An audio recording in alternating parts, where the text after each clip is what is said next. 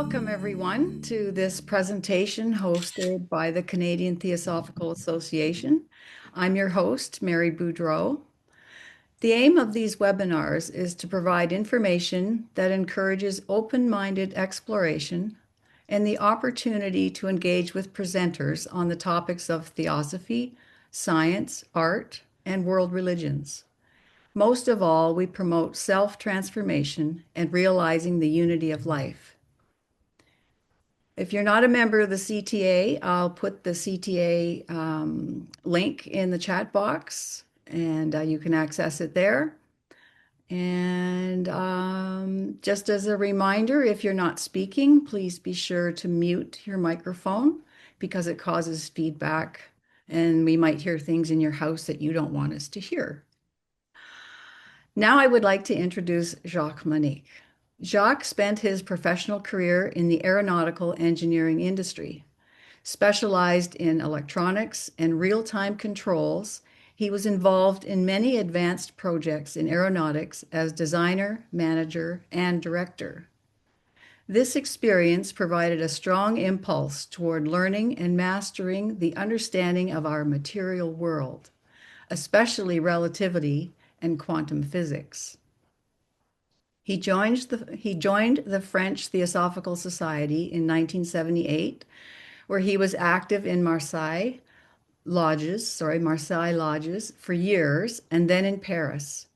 He is a recognized international lecturer, delivering School of the Wisdom in Adyar, schools of theosophy and lectures in many places worldwide. In 2014, he launched a web-based project, theoscience.org, dedicated to the monitoring and analysis of scientific articles, which have some relevance to the wisdom tradition's teachings. Building bridges between science and traditions is one of his main focuses and activities. His presentation today is called Theosophy, a Light Bearer for Science, when the light of the wisdom tradition illuminates science.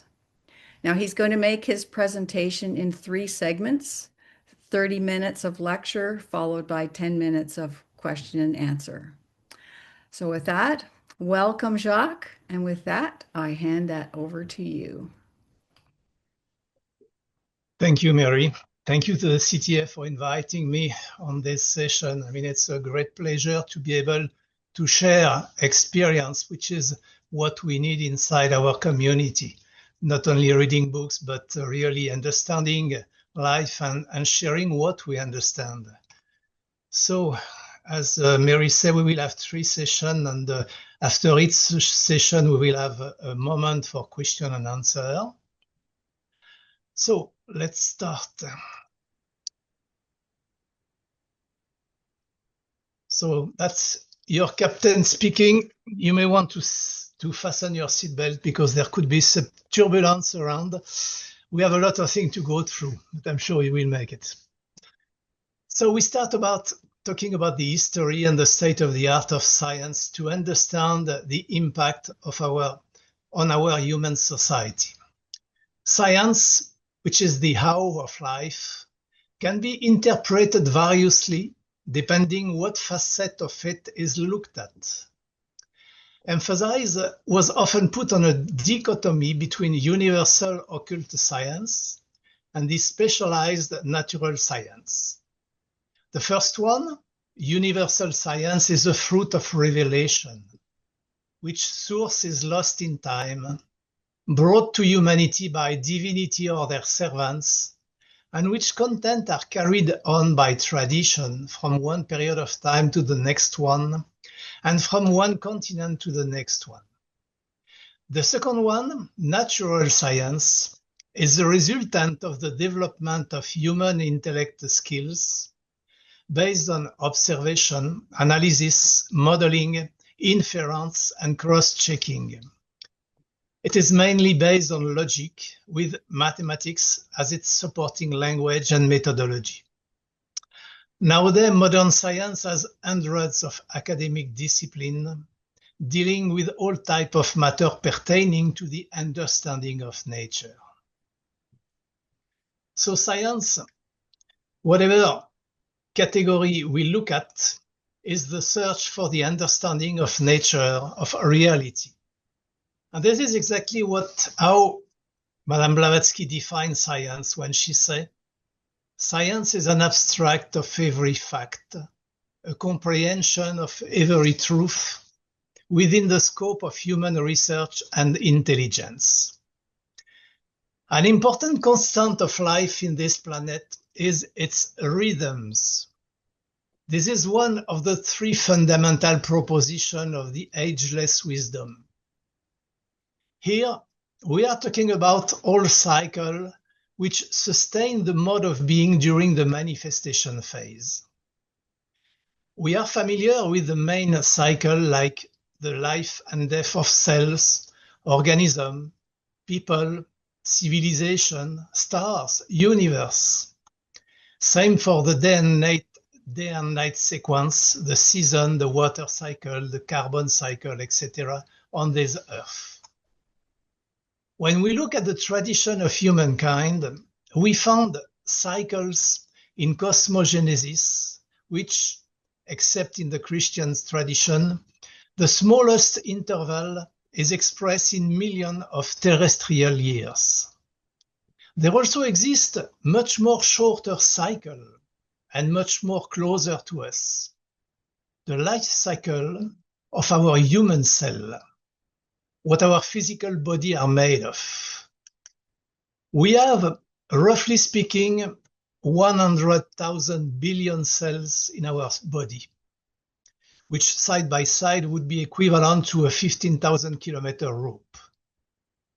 They work all together, fortunately for us, on their own to maintain the integrity of individuals during their life. It's amazing. Every day, 20 billion of cells will die and be replaced by new ones. Replacement cycle can last from some hours to 15 years. This means that most of our cells have less than 10 years. When we feel a little bit old, we may want to remember that fact. The surface of our lungs is around 100 square meters. The length of our blood vessel is 100,000 kilometers. And when we synthesize something like 1,000 molecules each second, our physical body is a marvel. It is the fruit of billion years of evolution. This is what science tells us. The ageless wisdom tells us also that the complete human physical body is renewed every 7 years. This is an example where it may be possible to build a bridge between science and tradition. And it is not perchance. There is a key fundamental axiom which everybody can recognize easily.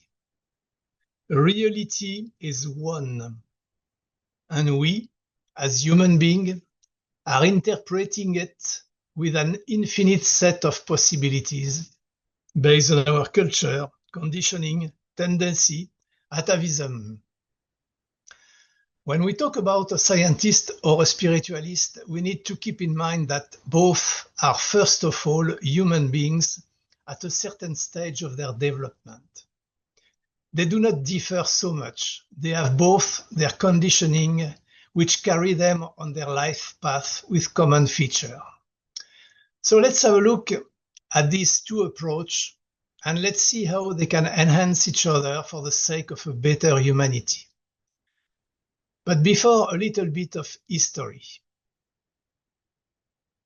There was a time in our human history where there was no distinction between these two categories of science. Western science origin can be localized during the first period of the Greek philosophy, around the 6th century before Christ. At this time, the philosopher, because the word scientist did not exist, the philosophers were concerned with the discovery of the essential nature of all things. Their quest was named physis. It was not limited to visible things, and it was not separate from philosophy or from religion. Not only it was not separate, but it was completely embedded in a holistic approach based on knowledge which came from previous civilization, mainly Eastern culture like Chinese, Indian, or Chaldean. Chaldean wisdom has been specifically identified by Madame Blavatsky as the oldest science of astrology and occultism. Therefore, the first Greek school of philosophy bear the mark of an all-encompassing, holistic vision of the world. The Milesians were named Illozoists, or those who think that matter is a living body, making no distinction between matter and spirit. From this period of time on, many wisdom schools were spreading such a kind of knowledge. This unity which contain and transcend all opposite force, named Logos by Heraclite, started breaking with the Eleat school, who identified a divine principle above the other god and humans. From there, dualism was creeping. A new concept of indestructible matter surface. Atomism philosophy, through Leucippe and Democrite, draw another frontier between spirit and matter, and it became a cornerstone of the Western thoughts for the next 2,000 years. The scientific knowledge was codified by Aristotle, who, together with the blessing of the Catholic Church authority, became the only reference for official science until the 15th century. When Descartes wrote his Discours de la Méthode in the 17th century, the dualism between matter and spirit was in full swing, and all further scientists stayed in this line of thoughts. By separating spirit from matter, science lost its soul and could not anymore have a full understanding of reality. So, universal or occult science is not only the root of all science, but was science itself long ago. Some 500 years of dualism have covered it and blocked the capability for a full understanding of reality. Since Descartes, natural science has overcome the yoke of secular Judean Christian tradition, which used to control fiercely any attempt to challenge its dogma. And it took centuries and martyrdom to emerge from obscurity. But then, when the door started to open, the pendulum went on full stop on the other side. Too happy to have killed the anthropomorphous god who had persecuted them for centuries, the 19th century scientists declared that science was or would be able to explain everything, including consciousness. It was the time of the positivists, with Arthur Comte as their leading figure. It did not last long, but enough to crystallize the materialistic philosophy of life, at least in the scientific community. It was also the time when Madame Blavatsky published her opus magnum, The Secret Doctrine, announcing in her preface that the aim of this work may be thus stated: to show that nature is not a fortuitous concurrence of atoms, and to assign to man his rightful place in the scheme of the universe. Since this time, science made tremendous progress, not only on discovery and theory, but also in its philosophy of science. The positivist attitude largely disappeared, even if it still resonates in some laboratory, and many of the science discoverers of the last 50 years have a much more humble attitude in front of reality. They publicly admitted, not all of them, They just do not know about the fundamental principle of the universe. And this is a completely new attitude, new opening, which may be an opportunity in time for the development of a universal science encompassing both approaches. What should or could be the underlying principle of a universal science of the future? To use the word of Madame Blavatsky talking about the soul of future science, she said a science which has the view of the cosmos as embodied consciousness, with everything in the cosmos alive and governed by consciousness centers which embody themselves. Let's take a quick look of the main science in the 21st century. Science has deeply penetrated inside our day-to-day lives and pervades now almost all aspects of human society.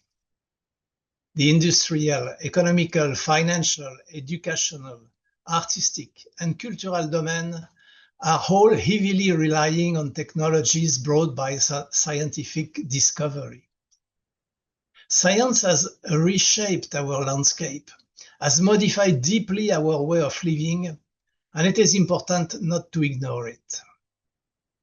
The last 40 years have brought a strong acceleration to the development of science, widespread now to most of the world countries. But more important is the dissemination factor, powered by more open boundaries between countries, and worldwide communication means allowing real-time access to information, an online cooperative process. As of today, there are about 7 million scientists in the world, doing research in more than 250 academic disciplines, which means almost one scientist per 1,000 human beings on Earth. Scientists publish an average of 1 million research papers a year, and they live in a physical and virtual community with no more borders, the global village. For example, the European Laboratory for Particle Physics, the CERN in Switzerland, has on a permanent basis 8,000 researchers from 80 nationalities coming from 52 countries. The diversity of culture and tradition give a better sum of competencies and experience. Most of the research are now performed under interdisciplinary and multinational approaches, and such a combined effort allows for synergy of financial and intellectual power way above what any country could afford. This is a type of best practice we may want to remember.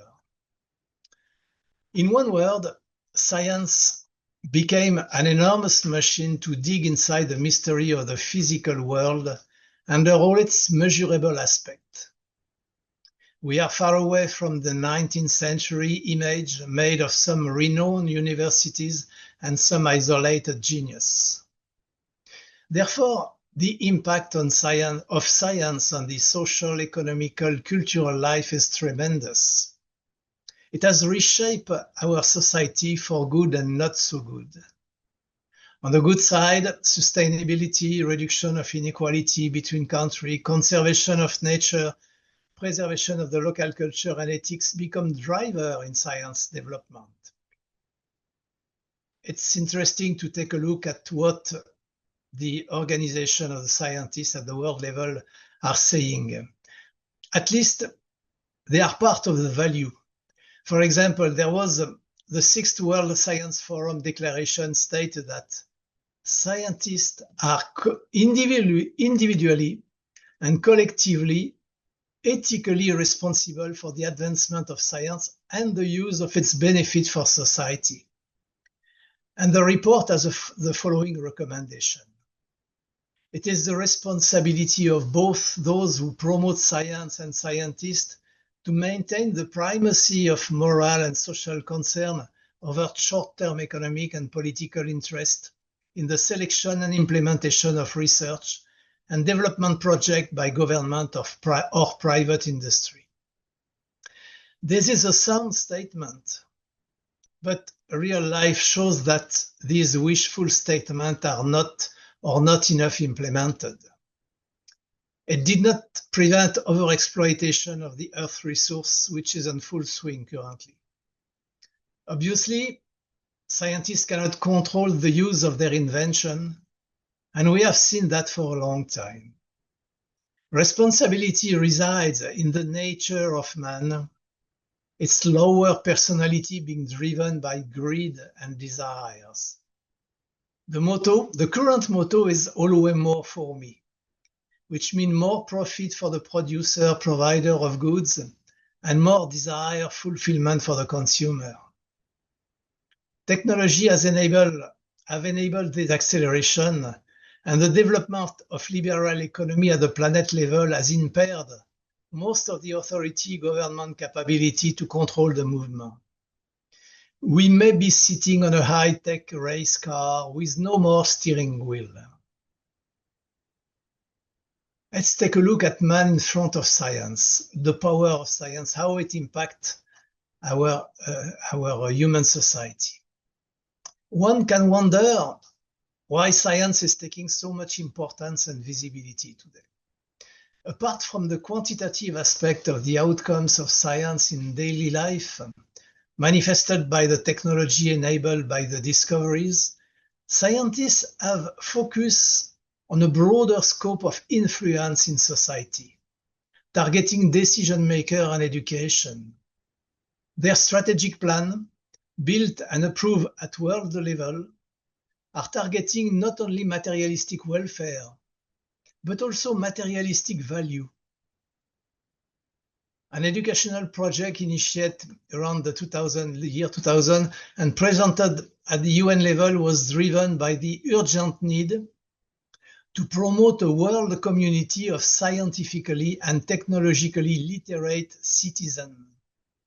Goal and objective were highlighted as personal development through acquisition of scientific knowledge, personal mental development through use of scientific skill, method, development of individual attribute, attitude and perception, and development of value and skills as a responsible member of society.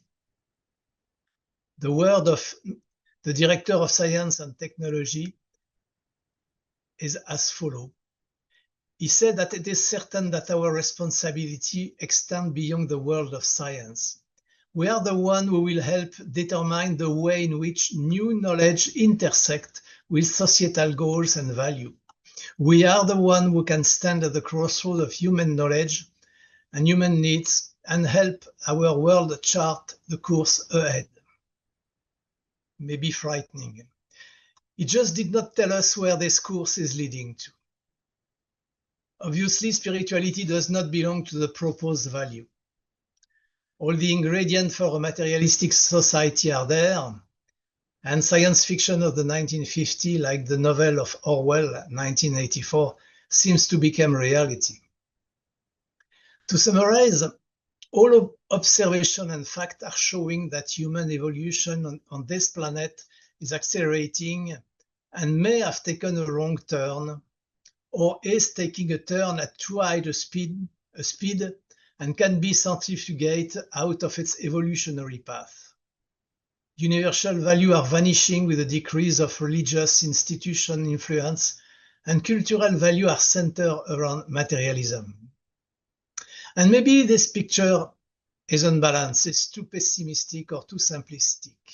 But the mainstream materialistic philosophy and its practical implementation, supported and endorsed by the world level, are unequivocal. This should be a wake-up call. The next question then would be, what can we do? Let's have a look at some new trend in scientist community. Today, science and technology seems at the top of their power. Their influence spread all over the world. Their triumph look not challengeable, but unexpected difficulties are emerging from inside. They they may reveal some bottom line to the current way of thinking in science. This science is based on the basic concept that all reality is material, physical. There is no other reality than the materialistic reality. Consciousness is a byproduct of the physiological brain activity. Matter is lacking any consciousness. The evolution has no goal, and God exists only in human brain. This is the mechanistic materialistic philosophy, which was shaped 3 centuries ago and which was dominant during the 19th century. For the last 200 years, materialistic scientists claim that they will be able to explain everything using physics and chemistry. It was just a matter of time and investment. But the last decade brought nice model trying to describe reality as theorized, seen, measured, and validate. The 2 major ones are the standard model, which describe the building block of the universe, together with the creation process of the particle, all based on quantum field theory. This model got even another observational proof with the discovery of the Higgs particle in 2012. The other one is the Big Bang model, the cosmogonic model of the universe based on the general relativity theory.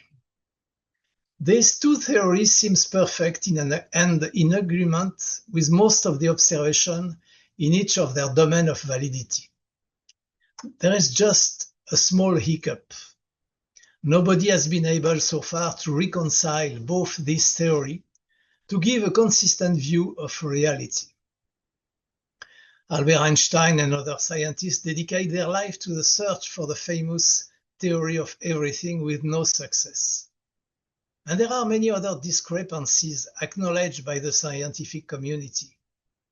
On the particle side, the string theory, then the superstring theory, and now the M theory, try to provide with a model of reality with an almost infinite number of potential universe, something like 10 to the power 500, 100 to the power 500.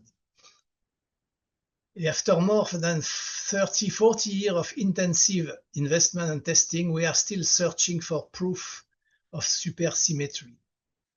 And more or worse, the multiverse theory cannot be observed, therefore it cannot be foolproof validate. We even start hearing that we may know that maybe we don't know. Visible matter accounts for only 4% of what the universe should require to validate the basic physical law according to today's general relativity. So the basic model seems really in jeopardy, and the accumulation of evidence is finally triggering some common sense reaction with some scientists, but a very few, because the big majority is still believing in the old materialistic creeds. It is interesting to note that it is similar to a religious creed which generates blind faith, and with the same aftermath than some religious creed which are based on models which cannot be verified or which are so far apart from everybody's perception. The foundation of materialistic science is starting to shake. Too much inconsistency are undermining the belief in the all-powerful science. This fact, together with the rigid materialistic mindset pervading academic ground, are triggering the development of scientist movement aiming at a broader scope of research, including other plans of consciousness than the physical one. A recent example is a group of scientists, including Mario Beauregard, Rupert Sheldrake, Charles Tart, and other PhD, who create a movement aiming at opening the landscape of science. They organized an international summit on post-materialistic science, spirituality, and society in 2014, and the purpose of the summit was to discuss the impact of the materialistic ideology on science and the emergence of a post-materialistic paradigm for science, spirituality, and society. A manifesto was published with the following extract, give the dimension of the initiative. They say that mind represents an aspect of reality as primordial as the physical world. Mind is fundamental in the universe. It cannot be derived from matter and reduced to anything more basic. Then there is a deep interconnectedness between mind and the physical world. Mind, will, intention can influence the state of the physical world and operate in a non-local or extended fashion, which means it's not confined to specific point in space, such as brain and body, or to specific point in time, such as the present. They also say that minds are apparently unbounded and may unite in ways suggesting a unitary one mind that include all individual single mind. And they say that scientists should not be afraid to investigate spirituality and spiritual experience since they represent a central aspect of human existence. And the final point of the manifesto states that the shift from materialist science to post-materialist science may be of vital importance to the evolution of the human civilization. It may be even more pivotal than the transition from geocentric to heliocentric. And this initiative has been steadily growing since this time and is today very active thanks to an international organization called the Scientific and Medical Network, who is promoting such values and is organizing networking at the academic level to develop a new science paradigm. Definitively, something is going on in the world of science, and we should keep our attention on this movement. They may be announcing a new wave of researchers with a broader mindset. For the moment, it remains a very limited and marginal stream of initiative.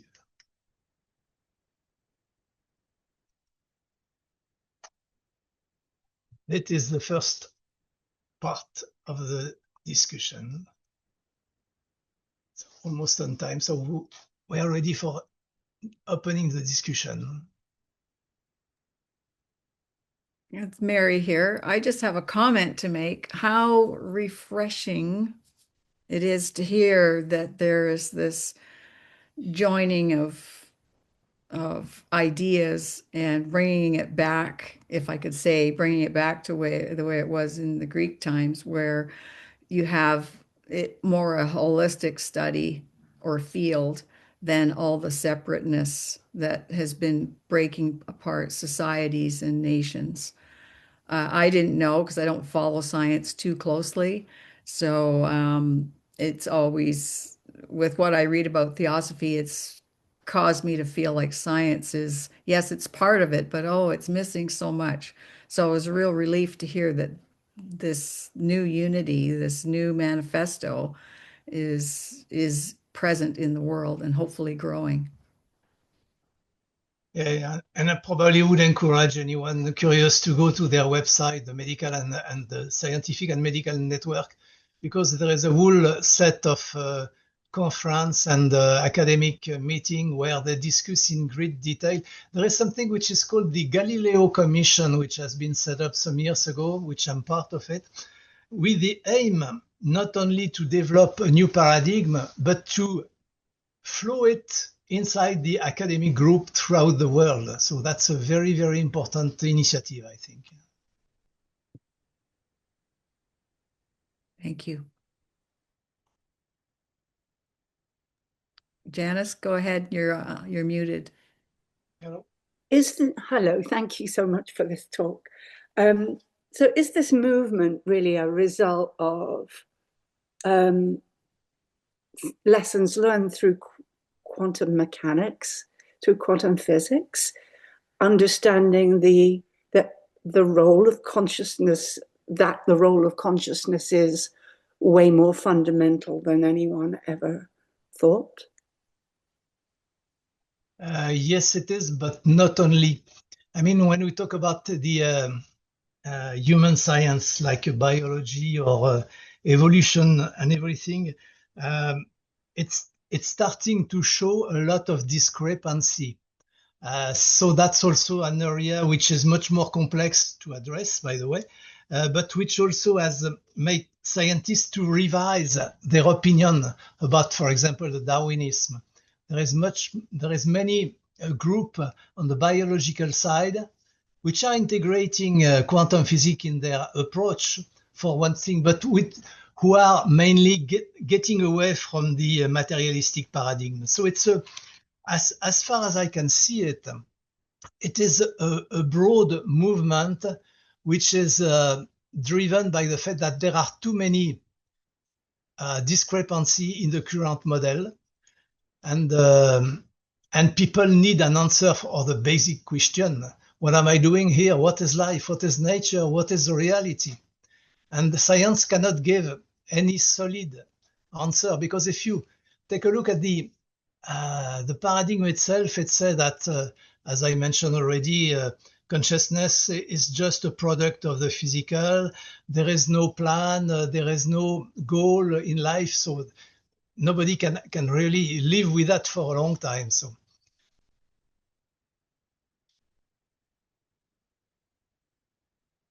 Thank you. So if that's okay, Mary, I'm going to go to the second part. Sure, go ahead. Of the talk. So let's now talk about science and theosophy. Science can probably continue on its path forever without touching on higher realities, as long as its paradigm is based on materialistic philosophy. And in the meantime, the cultural value which is put forward are endangering humanity. For it to change course, there are two possibilities. The first one could be new discovery, which cannot be explained by current model, and there are already many. And these may open the road toward new model, more encompassing of a greater reality. But this would be very remote and random. Jacques, excuse me, do you mean to share your screen? Good. Yes, I have to go back. There we go. Okay. Okay, good. Sorry. So we are talking about discovery which cannot be explained by current model. We already have some example, like the invention of the concept of dark matter. Let me go in up la présentation. The concept of dark matter and dark energy.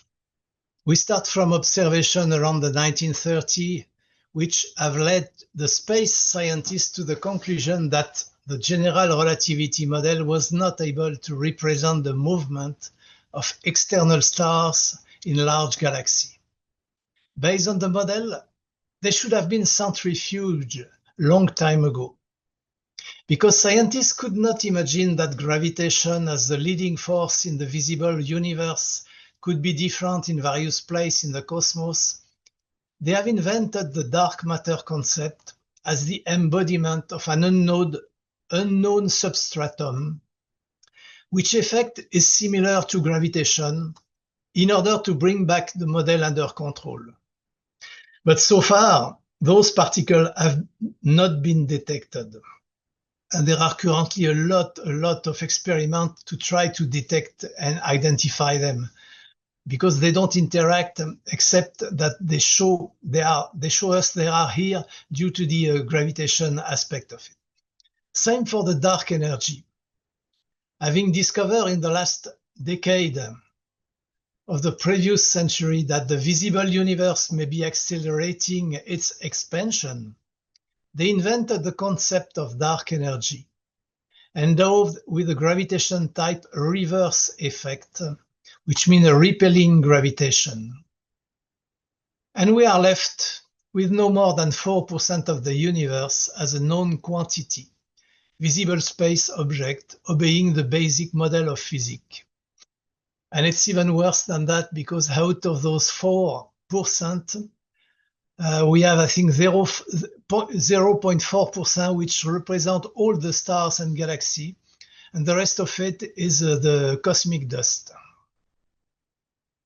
The second possibility to influence the course of science may reside in the complementarity between science and tradition theosophy. Science is looking at nature from the bottom and stops short at the border of mind. It is a form of knowledge of the phenomenon and their interaction. Ageless wisdom brings a holistic model of the manifested world, together with description of fundamental process like cosmogenesis and anthropogenesis.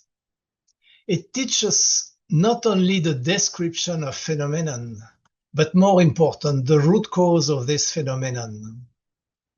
Therefore, even if a large gap exists between the two approaches, some bridges must be there, hidden by the materialistic forest on one side and the cloudy tradition on the other side. We may need adventurers capable to speak both languages, free from any dogma, and ready to enter these no man's lands. And one needs to be realistic. This is a long and difficult path, full of roadblocks, which we need to clear up. We may want to explore the lesson learned from past experience in this domain. Why weren't we successful enough in convincing the scientific community of the value of spiritual tradition for the sake of understanding reality? Maybe some dogma crept in, and the attitude of "we are the one who know everything, you cannot know and you'll never know" is not the most productive one. We may want to be a little bit more humble.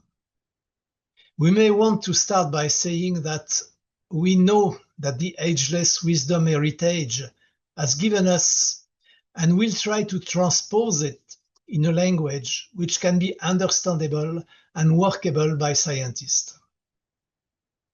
This is the first stone of a methodology capable of building the foundation, one of the pillars for future bridges. The other pillar, on the science side, will have the same difficulty to resolve. The language of science is very often unintelligible for ordinary people. Therefore, there is a need for a simplified language, bridging this important gap. Another potential pitfall from previous experience is the tendency to either wrap up science with theosophical garments or to try to do science on theosophical truth. Usually it does not bear any fruit. We need a middle way approach to do that. With an open mind, we may also want to be ready to revisit, if needed, some of our piece of knowledge at the light of the 21st century discovery and understanding of nature. As said by the Dalai Lama, if science can demonstrate that some of the Buddhist beliefs are not consistent, I'm ready to revisit them. So, what can we do concretely between science and theosophy? We may want to start with the three fundamental proposals Madame Blavatsky made in the preface of her secret doctrine. To be able to make this principle understandable, we will have to deal with smart ways and methods to communicate and convince the scientific community not to fall back in the way too often situation where both parties just cannot understand each other and moved away from each other.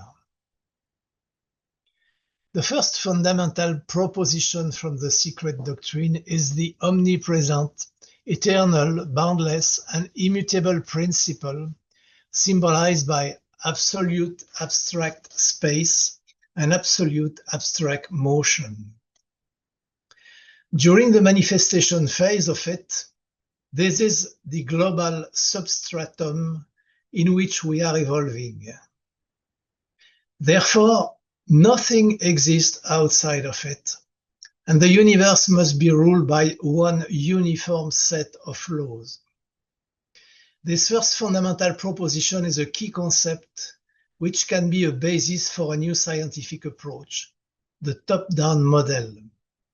Everything in the universe, what we call matter, emotion, intellect, memory, will, intuition, etc., is the unfolding during the manifestation phase of this omnipresent, eternal, boundless, and immutable principle.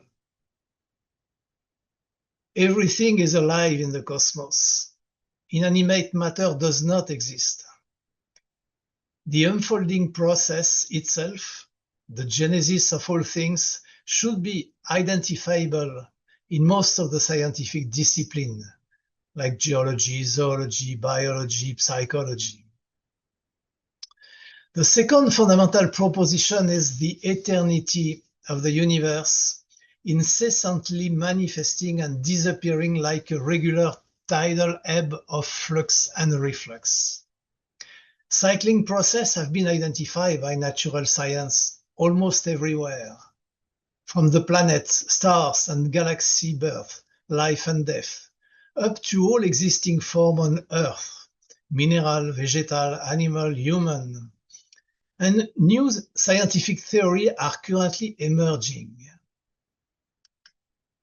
For example, the cosmology of the primordial universe, from the famous Big Bang theory, is evolving toward a pre-Big Bang theory, where the universe is collapsing before rebounding again toward a new expansion. Martin Bojo-Wald, a renowned German physicist from the University of Pennsylvania, published such a theory, the bouncing universe, in 2009. Observation and model revealing the cyclic activity are existing. What needs to be added to this is the why. For what purpose are these cycles? Are they blind and random process like the Darwinian hypothesis tend to show? Evolution is the regular process which supports the unfolding of the eternal and boundless principle. Cosmogenesis and anthropogenesis, as described in the Secret Doctrine, give many tracks and trails which can be used as starting hypotheses to be compared with modern science in many of its branches. On both sides, one will need to be careful not to fall back in the trap of dogmatism if we want to succeed in this difficult exercise. The third fundamental proposal talks about the identity of all souls with the other soul and the obligatory pilgrimage for every soul through the cycle of incarnation in accordance with cyclic and karmic law. Here we have three concepts which may be used as hypotheses for scientific researches. First, the fundamental identity of all beings and the hierarchical structure of the cosmos, then the cycle of reincarnation, and finally the law of karma. And these are well documented in the Theosophical and Indian tradition. The constitution of man, in parallel with the various plans of the universe, is offering many bridges toward natural science. Reincarnation and associated karma are no more religious beliefs, but subject for scientific studies, propelled by near-death experience. How can we imagine a universal scientific approach tomorrow? We have identified two different methodologies, the top-down and the bottom-up, the inductive versus the deductive. If we take the deductive method, we start from fact, that is a scientific approach. From fact, we can define model. From model, we bring theory. Theory has make prediction, and prediction is checked against new fact. So it's a closed loop which at least ensure consistency. Of course, we know that the flaws come from the the observation itself, which is limited to the materialistic, to the material world. The other approach, which is the inductive method, we start from revelation, which is basic theory, which is, for example, what is in most of the tradition books in Theosophy. From that, there are prediction, there are fact, and what is, to my point, what is missing in this theory, in this methodology, is the fact that there is no closed loop to check that if the fact does not reflect exactly the theory, nothing is happening. So that's, for example, the example we can take is the age of the universe, which in some tradition is quoted in 1 billion years and some other tradition in 6,000 years. There is no this loop which would allow at least to revisit the theory. That's one of the main difficulties we will have on that. But we can probably imagine, or at least we can think about the convergence between the two methodologies, which mean, for example, identify phenomena which are outside the scope of the law of natural science, and there are many. Record and demonstrate its genuine existence using scientific methodology. And we have example today with Rupert Sheldrake, for example, showing in some video the way the dogs are able to forecast when their master is leaving his business to come back home. Or, for example, the telepathy has been identified with a scientific assessment by Dean Radin and demonstrate as not random. So identify a phenomenon, record and demonstrate its existence, and use the occult science to substantiate the causality, the why of it, and communicate at large about it. Of course, this will require a great deal of intellectual investment and of knowledge acquisition, including extrasensory capability. And what role Theosophists can play in it? Let's listen to Madame Blavatsky on that. She said, know all that you can. Become conversant with and sift all that the schools have declared, and as much more on your own account as is possible. This is a must. If we want to be able to discuss, argue, and be convincing with any foreigner, we need first to know his or her language. It is probably not necessary to master the most advanced technique like quantum field, superstring, and the M theory. But being able to understand the basic concept and to follow new discovery seems a minimum required. It may seem a big challenge, but a rewarding one. And it is possible. I take the example of the creationist community in the US, now called Intelligent Design. They have built university and research center with many PhD to demonstrate that the Bible affirmation can be demonstrated scientifically, like, for example, that the universe was created 6,000 years ago. And they came up with a scientific hypothesis leading to this scenario. They just set the speed of light at the infinity at the creation of the world, and by lowering the speed of the light, they come up with a 6,000 years, which means just an example to explain that with motivation, organization, and the appropriate mean can move mountains. How can we promote the theosophical view on science? The key difference between materialism and spiritualism revolves around matter versus consciousness. Here, theosophy can be like a GPS in a dark forest with no visible track, showing and demonstrating factually that consciousness is the root of all phenomena. Madame Blavatsky told that this beingness is symbolized in the secret doctrine under two aspects. On the one hand, absolute abstract space representing bare subjectivity the one thing which no human mind can either exclude from any conception or conceive of by itself. On the other one, absolute abstract motion representing unconditioned consciousness. And she also said that consciousness and matter are not opposed, they are complementary. She said that spirit or consciousness and matter are, however, to be regarded not as independent reality, but as the two facets or aspects of the absolute, which constitute the basis of conditioned being, whether subjective or objective. And finally, Heike Temny said that these two levels of reality are codependent.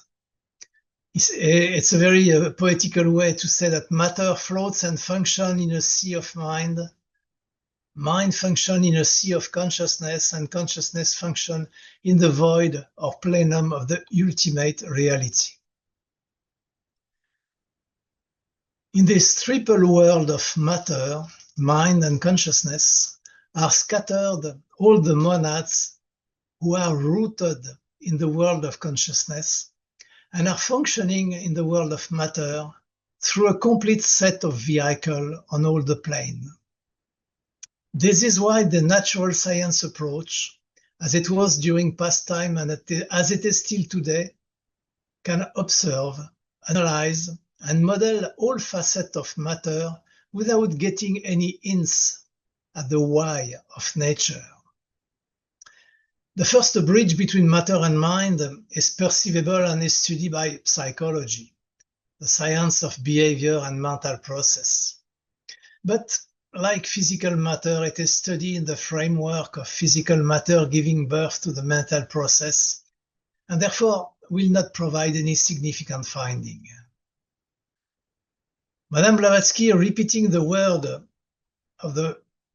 one of the master's words, does not oppose matter versus consciousness, but describes matter as the only component from which everything else, including spirit, emanates.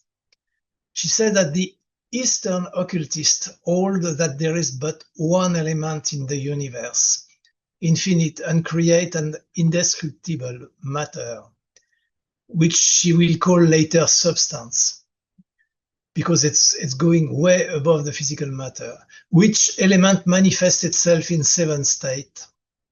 Spirit is the highest state of that matter, they say, since that which is neither matter nor any of its attribute is nothing. One of the cornerstones of natural science is its ability to prove the validity of its discovery and theory. The key word in this approach is consistency, coherence. Any theory or model has to go through the validation process. And in natural science, it's called the peer review exercise, which is very efficient by allowing the whole community of researchers to cross-check and verify all aspects of a new discovery. This is at least a guarantee that at least the research methodology and the supporting demonstration are coherent. We have seen some discovery like the spotting of the gravitational wave or the measurement of a faster than light neutrino being discarded after the review. But of course, such a validation process remains inside the mindset of natural science, which means only matter exists. Here, Theosophy can propose a better validation process for scientific discovery proofing. Above the current process, which has proved its efficiency, we may want to add some other criteria based on the wisdom tradition teaching. Following the adage, as above, so below, we could evaluate the universality of a law. Using the cosmogenesis and anthropogenesis model brought by the masters and Madame Blavatsky, we could also verify its consistency with the teachings and be ready to revisit some of them if needed. We may want to assess its ethics, probably not at the research level, which would probably be difficult, but more at the application level. Science without spiritual value is leading the world toward more suffering. The current state of the world shows how science is used for the sake of egoistic purpose. And even if most of scientists have first of all an unbiased scientific approach, their discoveries are not always used for the progress of humanity. There are groups of individuals driven purely by profit, who, starting from scientific discovery, engage in all sorts of business and industrial activity, including military use, with no or very limited care about impacts on all the living community on Earth. But we should not confuse the issue. At the end of the food chain, it is often us, the consumer, who allow this process to be developed. Finally, we could assess its beauty, even if it may look subjective. The unfolding of consciousness in our world is like the lotus flower blooming. The scientific law should reflect such a quality. In fact, it's already a criteria many scientists are using when searching for a model representing some physical phenomenon. For example, Henri Poincaré, who was a physicist and philosopher, wrote in his essay, "The scientist does not study nature because it is useful to do so. He studies it because he takes pleasure in it. And he takes pleasure in it because it is beautiful. If nature was not beautiful, it would not be worth knowing and life would not be worth living. I mean, the intimate beauty which comes from the harmonious order of its part and which a pure intelligence can grasp." So, can we integrate science with religion and philosophy? The key question is, can spirituality alone or natural science alone lead us to the complete understanding of nature or reality? Past history proves the opposite. Ultimate reality is a holistic whole, which approach requires a holistic research method, encompassing the integral constitution and capability of man. In the period of time where we are currently living, we can sense a movement of acceleration in the development of humanity. Technological revolution like worldwide real-time communication, global cooperation, multinational projects, etc., have opened up many doors and minds sealed for a long time by tradition and religion. But it also generates a big agitation all over the world. Unrest seems to pop up everywhere on the planet. The previous society models are falling down one after the other one, and together with them their values. It looks like a burner who suddenly was set to max. The boiling plate is on, and we are sitting in the middle. This is an opportunity for the wisdom religion to emerge again and provide with knowledge and guidance for the future development of humanity. The Theosophical movement, being the embodiment of this wisdom, has the responsibility to deliver the knowledge which was imparted to him.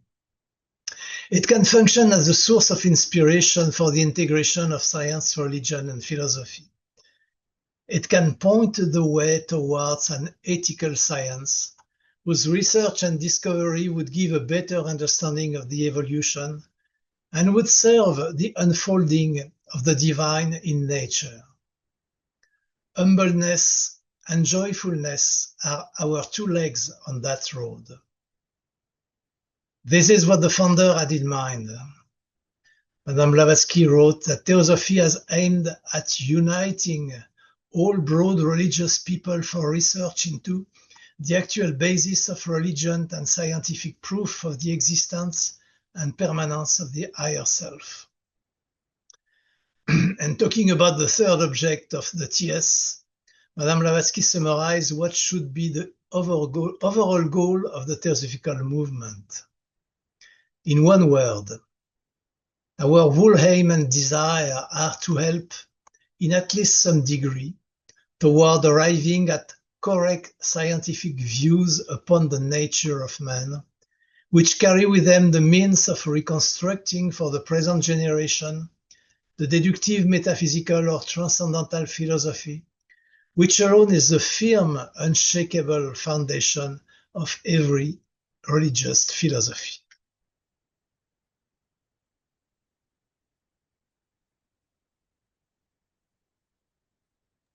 I hope you're still there. Does anyone have any comments or questions for Jacques? Oh, Janice, go ahead. So I have a little question. It's not particularly deep, but I wonder, because I haven't spent much time in the sciences through my life, I wonder to what degree the why question has been part of materialistic science generally. You know, when people are working on various projects, isn't the why does it do that? Why does it work like that? Why doesn't it, I would have thought that the why was really fundamental and central. So in that case, why isn't the big why fun? Why doesn't, if you extrapolate, why doesn't the big why? Yeah, Why isn't it more central? Why isn't it more important? Doesn't that make sense? yeah. We need to go back to the history and understand that for probably 1500 years, at least in the Western world, the religion has forbidden to ask this question, the why. So that has prevented, because anyone who would dare to ask the why usually end up burned at stake, like Giordano Bruno or many other one like that. So it has disappeared for a long time. And when the scientific paradigm started to take over the religious aspect of it,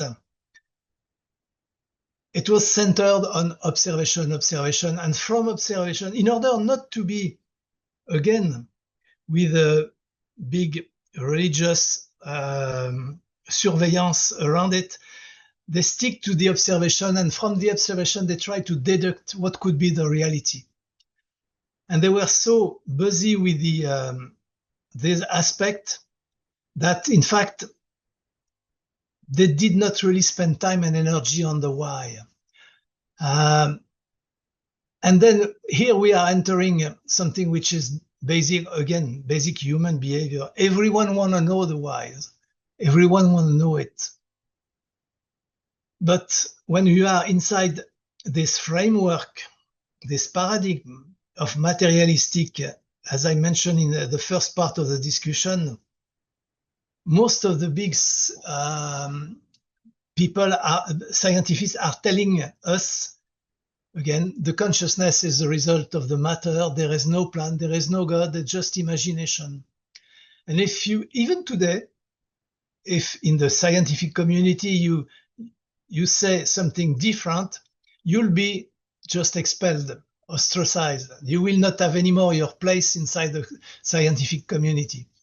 So I think that's one of the reasons, even if anyone, scientific or philosopher, is always asking about the why, it's a matter of sometimes survival, and now it's a matter of economic survival. So at least that's how I understand it. We've lost our questioner. Thank you. It's a really sad state of affairs, isn't it? That, for presenting new information, and I know this has been going on for a long time, but that, the vast majority of the camp over here will say, will shun and close out the new thought.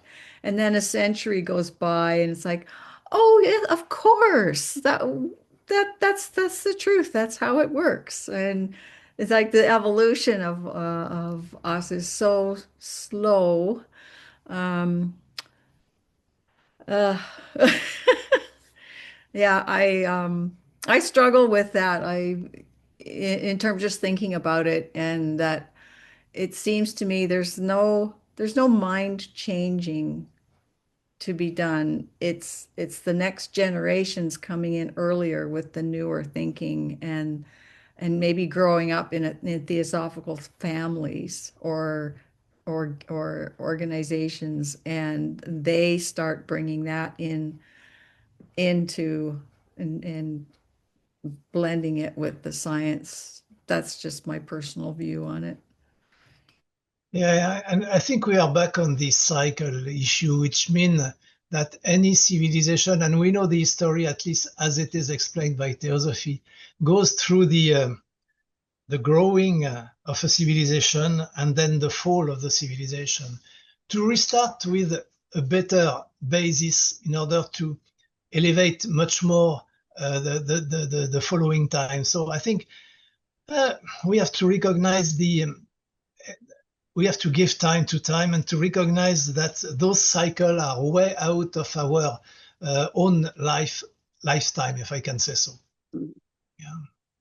But somewhere, at least that's my point of view. I'm very confident because the divine flame is inside every one of us and it wants to express itself. If the conditions are not ready for that, it does not matter. It will still push to express itself, which means it will direct, even if it's through cycle, it will direct the evolution of humankind toward the divine plan. And we have to be patient. Yeah, it's all unfolding as it's supposed to. Yeah. May I ask a question? Of course, yeah. Yeah, I'm just curious. Jacques just mentioned civilization follows the cycles, rise and fall, rise and fall. Do you think civilization follows this cycle because of the materialistic tendency in it? Because materialism has cycles. Absolute doesn't have any cycles in existence. What do you think? And then there is a second question. Just 2-3 minutes ago, you mentioned in science also asking why would mean they're gonna expel you, whatever. So that means science is politicized as well, right? It's like on top levels there is some politics, some pressure. So purity of science is kind of it's shattered then, right? I just want to hear your perspectives. Yeah. I think it has probably always been the case. It's a matter of basic human behavior when you are in a situation of power grasping and whatever situation, either scientific, religious, political, it's always the same behavior. And that's my own experience. When people are exposed to some, how can I say that? I want to be God. That's a way to express it. I want to be the boss. I want to be recognized. I want the money and everything. That is changing the mind of the people. And today, our social organization is based on that. At least, again, in the Western world, everything is very pyramidal, and to be able to go to the top, it's the ethics disappear very rapidly. And once people are at a certain level that they can manage budget and the career of the other one, I mean, they've lost track really about the basic value.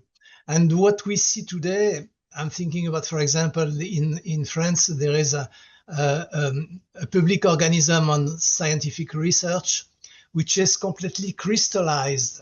I mean, there is not anymore, it's not anymore the place where you go if you want to do research, because you have to fit exactly the shape, the mindset that is required if you want to do your career.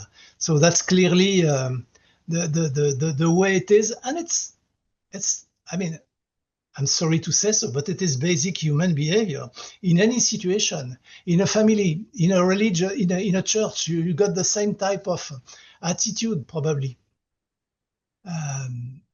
Could you rephrase the first question, Wale? First what? The first question.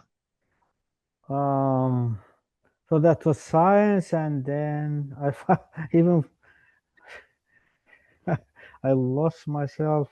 So it was about the science, and second.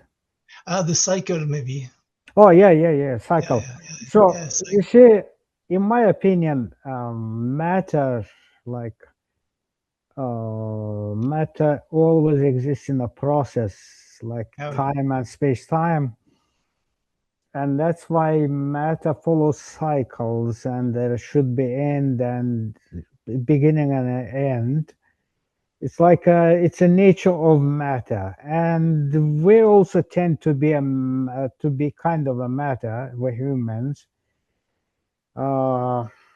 We become eventually matter. We behave like matter in all our relationship and everything, and that's why we go also in cycles. Yeah, I think we need to go back to the description of the evolution. For example, in Theosophy, we have a complete divine plan which starts from basic energy, and that we can relate to what is happening in the universe with the Big Bang and everything.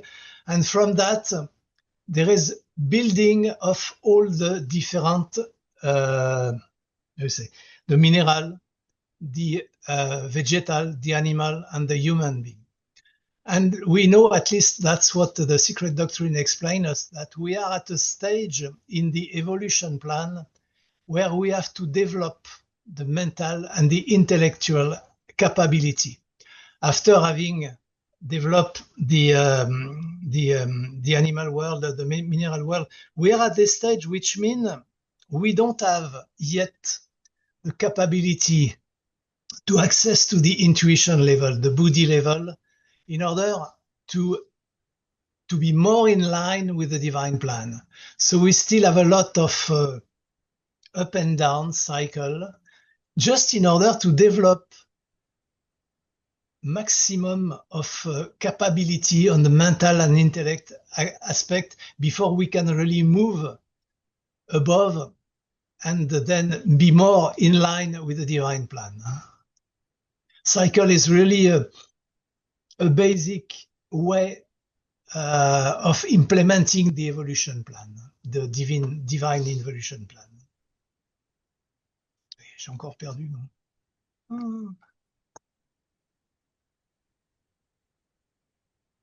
Something is strange. Every time I talk, I lose. Ah, ça y est, je l'ai retrouvé. Okay, can we move to the last one? Sure, go ahead. Okay. Okay. Maybe I cannot share my screen, but we'll keep going with the presentation. Let me give another try. Yep. No, ça veut pas. It does not want to give me. It's funny. Technology from time to time decide on its own. Okay. You still can hear me? Yes. Okay. So what have we done in the past? A lot of things. I mean, talking about what Theosophists have been doing. It all started in 1925 as a Theosophical project launched by the headquarters of the Theosophical Society. Annie Besant, then president of the Theosophical Society, together with George Arundel, decided to start a Theosophical World University. The objective was a vital need for the introduction of Theosophical inspiration and understanding into every branch of human study and research. Pioneers of this university were people like Dr. Cousins in Adyar, Professor Marco in London, And later, the educational work was delegated to the Theosophical Research Centers within the TS. This triggered the organization of National Theosophical Research Center. One of the most ancient ones is probably the London Theosophical Research Center, started in 1934 and active under this name until 1982. Its subjects were in line with the initial object of the Theosophical World University, which is to ensure that the Theosophical Society shall receive the full benefit of every advance in science, medicine, art, education, and other realms of knowledge, then to influence the world of thought by the application of Theosophical principles. The ways to achieve this goal were very focused on building bridges between science and the Theosophical tradition.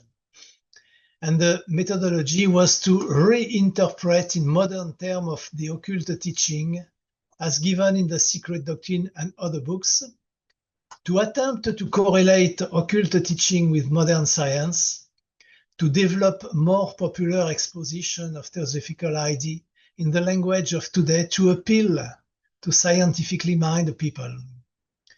Theosophical Research Center in London was very productive and published many transactions and books on various subjects like archaeology, medicine, psychology, physics, cosmology. And many other national sections developed such research center and published bulletins. So we have a legacy of researcher and research paper. The momentum created at the launch of the project in the 1930s generated a dynamism and a great motivation inside the Theosophical communities to acquire scientific model and to study and detect potential bridges with the wisdom tradition. We have also outstanding individual contribution made by some of our past leaders and other Theosophists and affiliates. The most well-known is the occult chemistry, which first glimpse appeared in the Lucifer magazine in 1895. The first edition was printed in 1909, followed by a second edition in 1919, and a third one was published under Gina Rajadaza in 1950. It may be the first time scientific investigations were made using the wisdom tradition as a theoretical basis and extrasensory perception as a tool. It has triggered a lot of interest and further work, looking for a match with many of modern science discovery until now. Just to talk about some of the contributors. I already talked about Heike Temny, who wrote a book named Science and Occultism. Lester Smith, Occult Chemistry Reevaluate, and two specific books I'm really recommending, one from Ravi Ravindra, named The Science and the Sacred. It was in 2000. And Eddie Billy Moria, who has published a book titled The Snake and the Rope in 2006. And we have a very prolific author whose name is Stephen Phillips. He has been publishing, starting in 1980, books on the extrasensory perception of quarks. Then 20 years after that, another book called ESP of Quarks and Superstrings. And finally, his magnus opus, his last publication in 2009, called The Mathematical Connection Between Religion and Science. And this last publication deserves really our attention as one of the best and most current syntheses of the state of the art in physics and other science under the light of the wisdom tradition. So, what can we do today? Let's talk about two specific scientific subjects which may be opening doors for bridging science and wisdom tradition. We'll talk about gravitation and energy. On July the 4th, 2012, the Switzerland Center announced the discovery of the Higgs boson, the famous God particle, which field give mass to particle, responsible for the electroweak interaction, and other particle like the electron and the quark. Its discovery took more than 40 years, since it was hypothesis in the 60s. It is, for the physicist, a crowning victory which validated the standard model, the model which explained property and forces between elementary particles, and it also validates one of the most important mechanisms in the creation of the physical universe, the creation of mass through the breaking of symmetry. The Higgs field is therefore supposed to pervade the entire universe. It is supposed to contain pure energy, which is transferred to particles under the form of mass. Speculative theory are also proposing the Higgs field as the energy of the vacuum, therefore the source of the physical manifestation through the Big Bang scenario. An energy field which participates to the creation of the universe, which pervades all space, and which enable the materialization of energy into massive physical matter, may ring some bells in our theosophical model of the manifestation of the world, the cosmogenesis. The breaking of symmetry mechanism reminds us also in the old Indian tradition of the gunas, which are in perfect equilibrium as Prakriti before the manifestation, and which balance is broken after the third differentiation during the world reawakening process. Another important discovery was announced in 2016, the first ever detection from the Earth of gravitational waves induced by the merger of two large black holes in space, weighing 25 times the mass of our Sun. This physical phenomenon was predicted by the general relativity paper published by Albert Einstein in 1916. Just 100 years between prediction and measurement. Physics may need reincarnation for the sake of continuity. Like for the discovery of the Higgs boson, technology evolution was the enabler of this finding. In one case, one has to be able to spot a particle, which means lifetime is around 10 to the minus 22 seconds. And on the other one, the relative strength variation is in the magnitude of 10 to the minus 21 centimeter.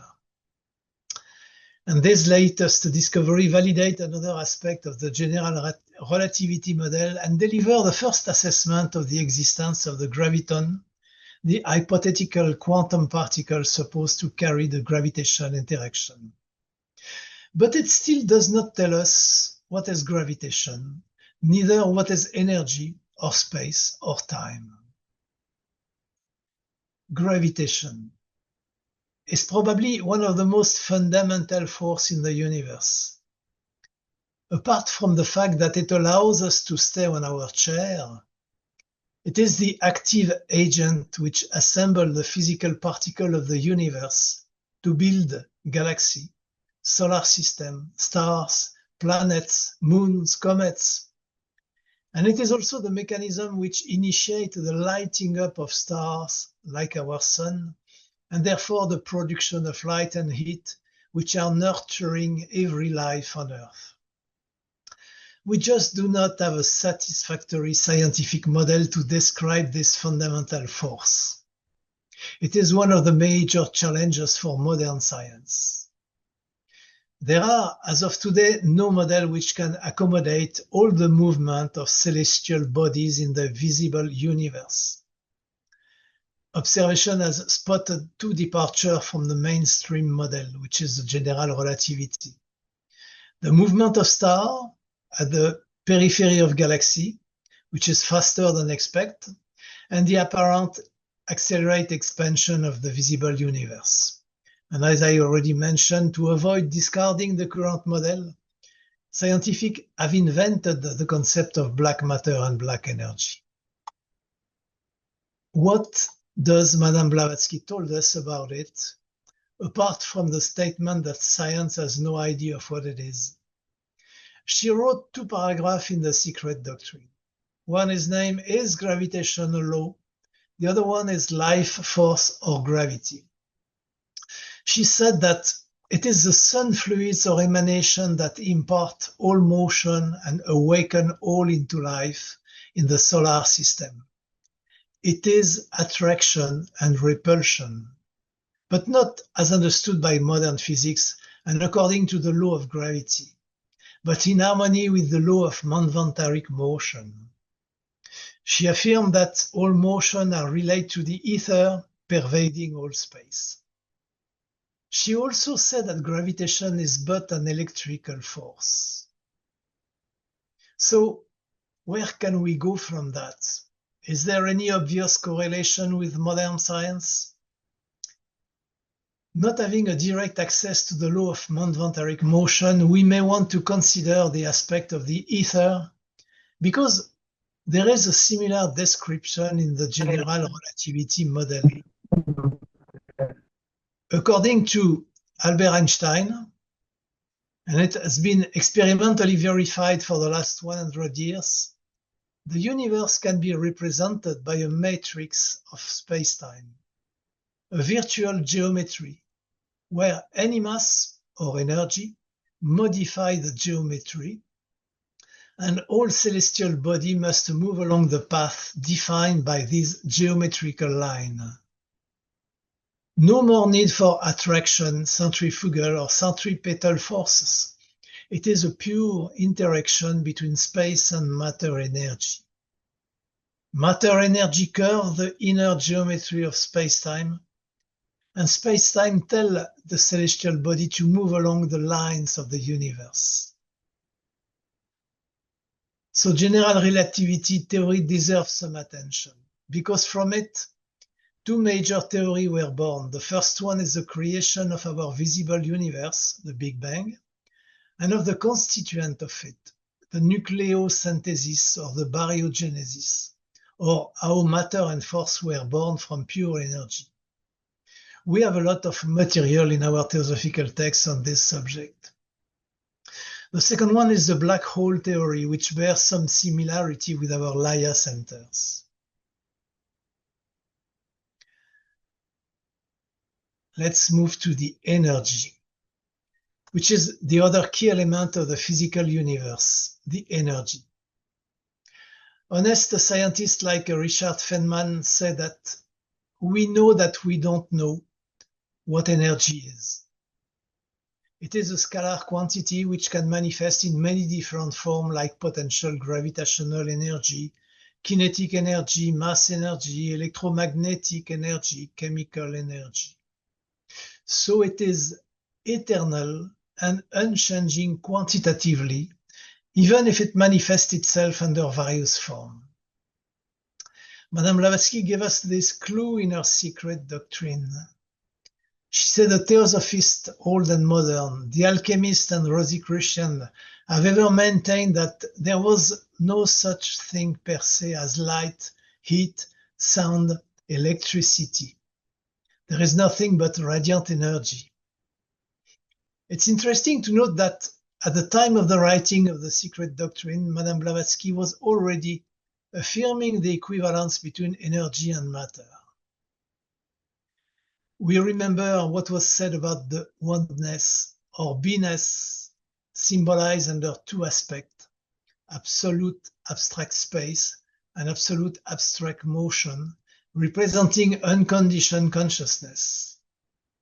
In an article published in Lucifer in 1890, Madame Blavatsky said, "It is that wavy motion which is the cause of the evolution of cosmic undifferentiated matter into the differentiated universe. From whence does this motion come? This motion is the spirit itself." It's a very important affirmation. Spirit as cause of the motion of pure energy, leading to the manifestation of the world. That brings us back to the description of the nature of matter in the occult chemistry. a substratum, the ether of space, named the koilon there, everywhere present, into which the spirit out-breathing makes bubbles, creating the fundamental particle of the etheric world and then to the physical world.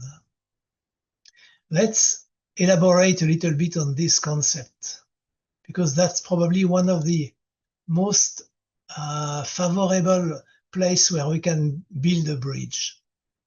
The fundamental concept of modern physics since Descartes is that what we call matter is composed of particles of near zero dimension, the quarks, the photon, the electron, the neutrino, which, when assembled together, constitute extremely small particles, proton, neutron. And these particles move within an essentially empty space. We have seen that these particles are in reality nothing more than energy in motion. This pure energy is not within the realm of the physical. That is understandable and explainable with existing theory and model. So let's turn now to the ancient wisdom. The manifestation of the universe begins with the undifferentiated one that integrated spirit and substance. In the early phase of the rebirth of the world, the one appears by permeating substance with spirit. This substance is the vehicle of its incarnation. The combination of the two is the essential condition for manifestation. The only peculiarity of this substance, according to some theosophical authors, is its extreme density, which cannot be compared to any physical substance we know. Its other peculiarity is that it is completely inert before the spirit awakens it. This substance, called Mula Prakriti, composed of the three gunas in a state of perfect balance, will fall out of balance at the moment of manifestation and become Prakriti, a compound of activity, the Rajaguna, inertia, the Tamaguna, the process of evolution being the progressive action of Sattvaguna, that will restore the initial balance and thus bring the manifestation back to the state at its starting point before a period of rest and a new period of Manvantara. Let's now forget everything we think we know about the physical realm and adopt a new hypothesis based on ancient wisdom. What appear empty to us, the space in which particles move, is in reality a form of hyperdense fullness. And what appears to be the matter is a particular form of emptiness, namely divine energy infused in the form of bubble into the substratum of the substance. A bubble of divine energy creates a form of emptiness within the substance. And on this basis, we could rewrite all the laws of physics. Now we have a representation of the manifested universe consistent with one of the guiding principles of general relativity, the presence of what Einstein called the geometry of space-time, a form of matrix that is completely virtual and purely mathematical, yet can be distorted by the presence of so-called matter. With this new hypothesis, we now have a concrete matrix consisting of immensely dense substance and matter in the form of bubble of divine energy, which distorted the substance because they create a form of emptiness within the matrix. And this void will cause the substance to contract around the bubbles, thus creating the deformation whose effects are what we call gravitation or universal attraction, a deformation of the matrix by divine energy that will allow the creation and evolution of the world we observe. This model also provides us with a key to understanding another phenomenon completely unexplained by modern physics. The phenomenon of entanglement of particles that have been in contact in the past. Since, in our new theory, these particles are actually bubbles of divine energy, they must have been all in contact, having come from the same divine reservoir, and they are also always in permanent contact because their differentiation is only apparent. This explains the phenomenon of entanglement, which states that any interaction with a particle instantly reverberates with another entangled particle. By taking this reasoning a little further, we can also understand what eternal wisdom teaches us: the unity of all that exists. Everything that exists on whatever plane comes from the undifferentiated one. Therefore, everything that constitutes us is made of this divine light, whose bubbles are all intertwined. So as a conclusion, we are with an example here of the foundation of two pillars for a bridge between science and tradition. And there are many other ones. Being able to develop and complement the scientific model with perennial knowledge has a lot of potential benefits to overcome the current materialistic trends. As heritage holder of this wisdom tradition, we have the responsibility to engage in this quest.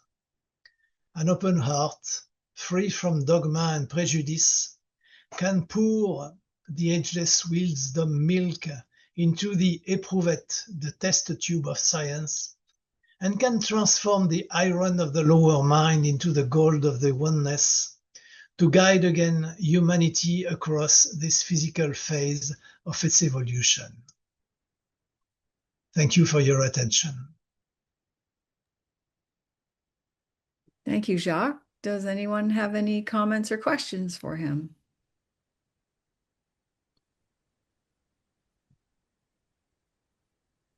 Do we have a handout of this, what Jacques spoke about? I would like to go through and read some other time. I'm really drawn into it because I'm thinking in the same, like, same field. Similar field.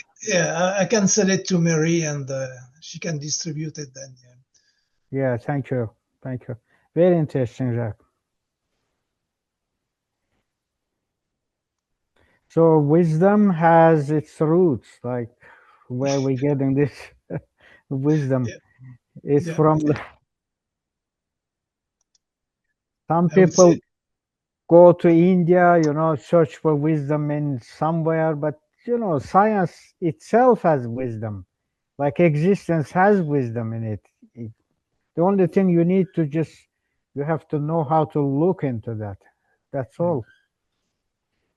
Yeah, to try to get away from any dogma or preconceived idea and just follow the track.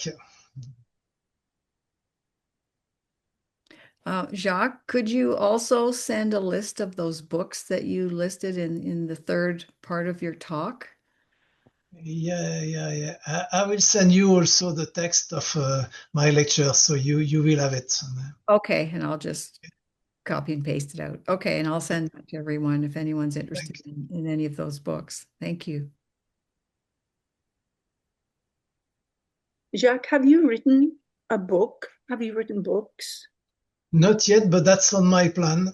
That's a plan I have. Yeah. I'm reaching 75 and I think it's a good time to do it. Yeah, it absolutely is.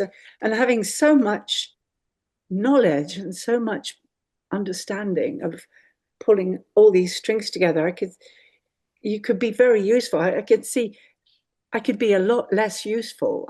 I would love to know how I could be more useful with a little bit that I know, but just by keeping an open mind, you say, and trying to spread that around. Yeah, in fact, I have been asked to develop a science and theosophy course by Adia, and that could be the starting point. And I think we will do that this year. So I keep you posted, Mary, of what is going on the subject. Yeah. Fabulous. Thank you. That would be great. Yeah.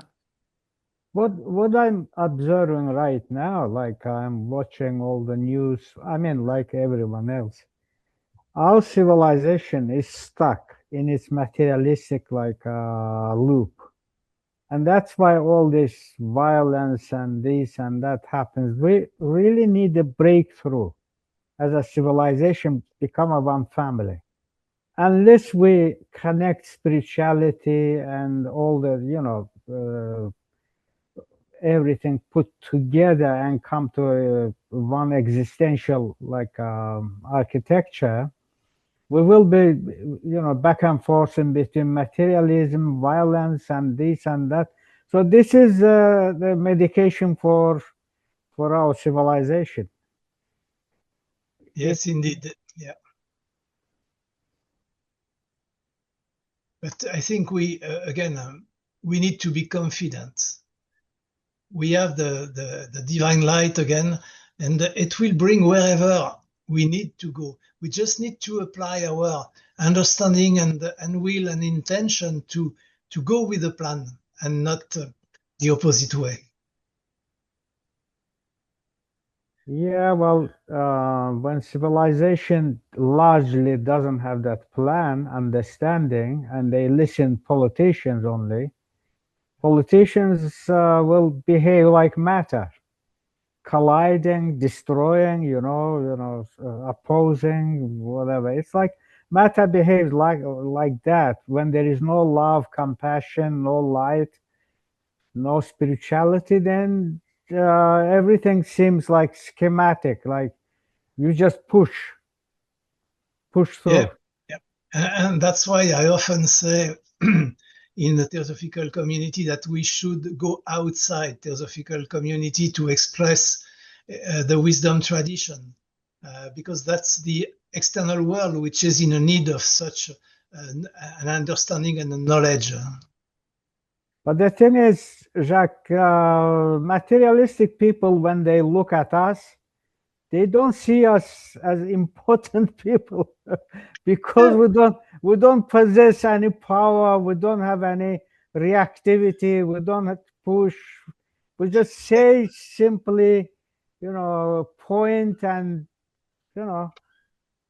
that's where the work we can do in lodge and seminar and everything is important, because when you go on a one-to-one basis, you are discussing about the basic value of human life, of everything, and that's where, I mean, even the biggest materialistic mind has to open, because when we are talking about what are we doing here, why am I on this body, what am I doing, they don't have any satisfying answer. So that's where I'm convinced, and experience show that we can transmit the message, provide, again, we have the willingness and the strength to go outside and face the world. Yeah, unfortunately, we're in hands of capitalists, huge capitalists. Like take 19th century, beginning of 20s, science and religion, and and now like everything is stalled. It's like only these billionaires are talking. This is pure materialism. It's nothing else. There is not that much like common sense, like taking into account masses of people, whatever. It's just they see this way. Let's do it this way. Don't listen to other majority. It doesn't matter. They are brilliant scientists or whatever. Anyway, I don't wanna you become pessimistic. But when everything is down to funding, and those in power are the ones who fund, then those in power want more power, and we do their bidding. We have to do their bidding, or there's no funding for projects. But the same thing has happened in the arts. and the arts have dumbed down considerably. There's very little art for art's sake, or at least there's very little quality art for art's sake. Everything has to have a commercial aim, and in that the spirit is lost. There is no divinity being transmitted through art anymore, and science is almost the same. It's like gadgets, widgets for widgets, just for widgets' sake. Technology for financial sake. It's a common denominator of funding, and it doesn't work. I don't know how long it will take us to develop a different system. My God, certainly not in our lifetime. I think there is still an aspect of scientific research which is, I would say, outside of that ball game. It is the observation of the universe. We have something like more than 80 probes currently on the solar system, and two of them are going outside of the solar system, just for the sake of understanding really our solar system, which is giving us, the more we go, a better vision of the way it has been created. At least it emerged from pure energy, and that it is developing. So on this aspect of the science, fortunately, there is not too much impact of greediness and everything. It's still a place where, fortunately, there is funding for a big project like detecting the neutrino, trying to understand, for example, around the Earth, there is a lot of probe trying to assess the weather, the way the magnetic field is moving and everything like that.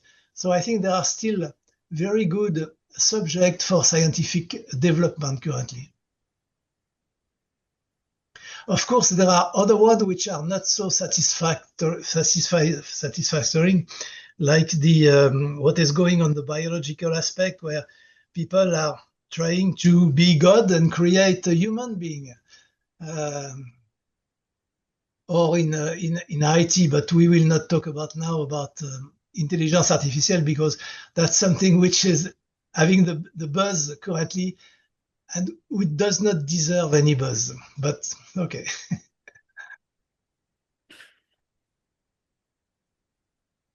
Okay. I think we've reached our Yes. time slot.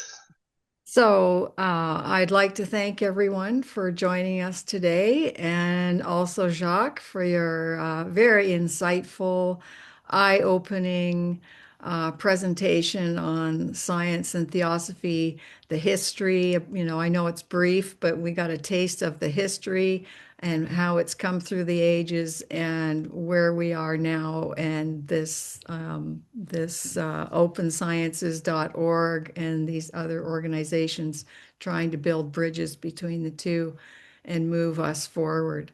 So thank you so much for bringing that information to us. Thank you for your attention and your invitation.